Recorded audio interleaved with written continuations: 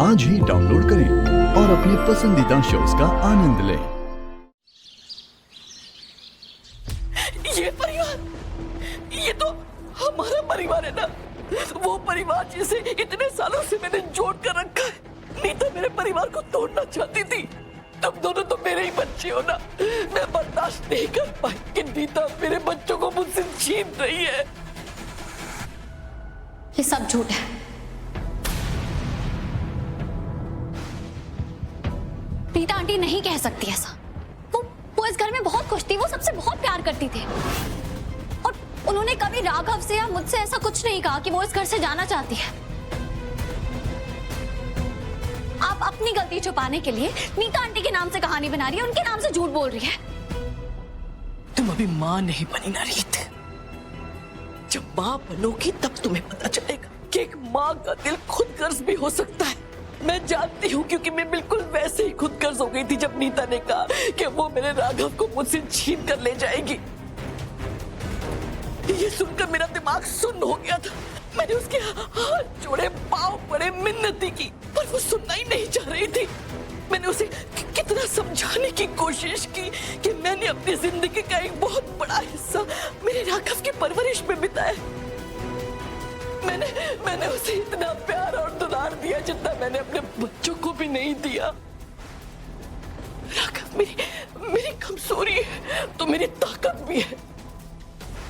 राघव मेरे दिल के उस जगह तक पहुंचा जो मेरे बच्चे कभी नहीं पहुंच पाए। राघव को मुझसे दूर करने का मतलब है मुझे जीते जी मौत की सजा देना।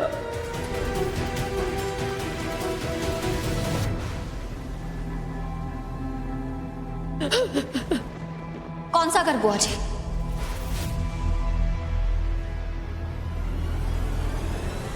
आपने अभी कहा ना कि नीता आंटी ने घर चुन लिया था, तो बताइए कौन सा घर चुना था? वो कहां लेके जाना चाहती थी राघव को?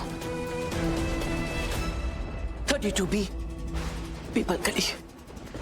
ठीक है, मान ली आपकी बात कि नीता आंटी राघव को यहां से लेके जाना चाहती थी और आप ऐसा नहीं चाहती थी, तो आपने उन्हें रोकने के लिए क्या किया? उन्हें छत से धक्का देकर मौत के मुंह पर पहुंचा दिया। बस करो, मुझ पर इतने घटिया इल्जाम मत लगाओ। मैं कोई खूनी नहीं हूं, ना ही मैं अपराधी हूं। जानता है राघव, जब मैंने नीता से कहा कि कुछ भी कर लो तो मेरे राघव को मुझसे नहीं छीन सकती, तो वो मुझ पर नाराज हो गई। बहुत गुस्सा किया मुझे, बहुत बहुत बहुत बुरा भला सुनाया। सारा दोष मुझे देने लगी। मुझे कहने लगी कि मैंने जानबूझकर उसे अपने बच्चों से दूर रखा है। मैंने उसे समझाया कि नीता, जब तुम इस घर से गई थी तुम्हारे इरादों के बारे में किसी को कुछ नहीं पता था। कोई नहीं जानता था कि तुम्हारी याददाश्त चली गई है। उसने मेरी एक नहीं सुनी, वो आग बबूला हो गई, मुझसे लड़ने जगह नहीं दी, मुझे थप्पड़ मारा, मेरे बाल खींचे। नीता का ऐसा रूप देखकर मैं बिल्कुल हैरान रह गई। ऐसा लग रहा था जैसे उसने अपना मानसिक संतुलन खो दिया है। मैंने उसे शांत करने की कोशिश की, लेकिन वो मेरे कंट्रोल में नहीं आई। और फिर मैंने देखा कि उसके शरीर का संतुलन बिगड़ा, उसका बैलेंस बिगड़ा। मैंने कहा, नीता संभालो अपने आप को। और देखते ही देखते उसका पैर फिसला और वो सीधा छत से नीचे गिर गई। मैं भागेगी भी अपना हाथ देने के लिए, उसे बचाने के लिए, लेकिन अफसोस मेरे से बचा नहीं पाया।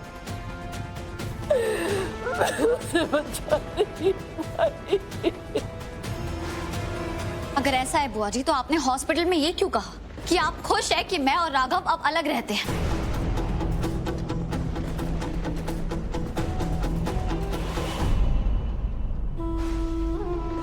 क्योंकि मुझे ऐसा लगा था कि नीता ने तुम्हें जरूर बता दिया होगा कि वो राघव को इस घर से दूर लेकर जाना चाहती है।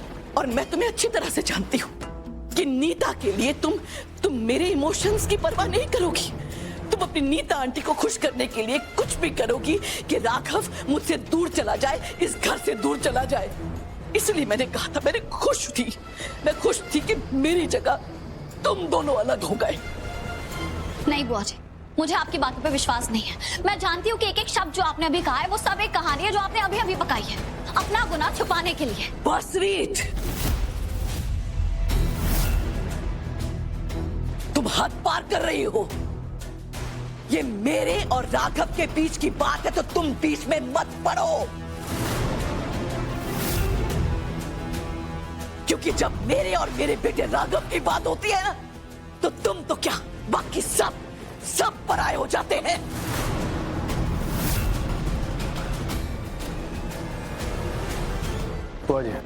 नहीं राघव, तू मेरी बात सुन। तू जानता है बेटा, मैं तुझे पागलों की तरह प्यार करती हूँ। तो थोड़ी देर के लिए दूर जाता है तो मैं तेरा हाल चाल पूछे बिना मुझे चैन नहीं मिलता। तो एक दिन के लिए शहर से बाहर जाता है तो मैं सारी रात तेरी फिक्र में तड़पती रहती हूँ। और नीता मेरे बच्चे को मुझसे सारी जिंदगी के लिए दूर लेकर जा रही थी। मेरा इतना हक तो बनता है ना कि मैं उसे मना करूं। जब तेरे माँ बाप ने तुझे मेरे हवाले किया था ना, तो बस मेरे लिए एक जिम्मेदारी था,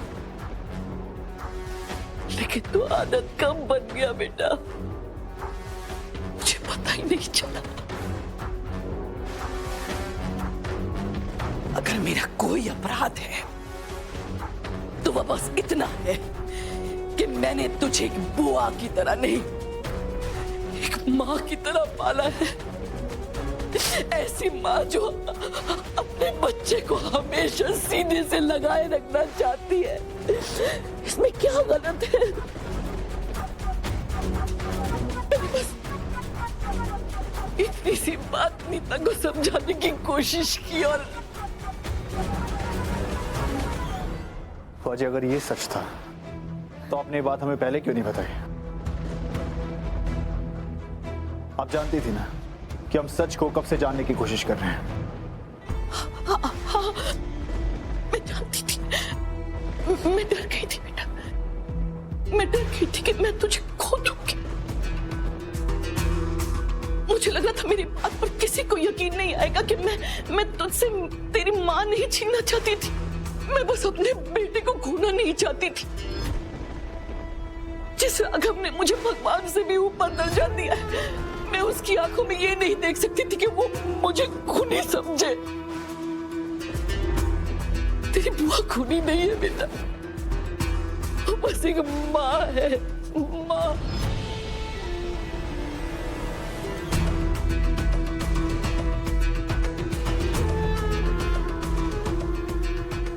राघव, मैंने हमेशा तेरी आंखों में मेरे लिए प्यार, सम्मान, भरोसा देखा है, और आज मुझे तेरी आंखों में मेरे लिए शक, नाराजगी और गुस्सा दिखाई दे रहा है।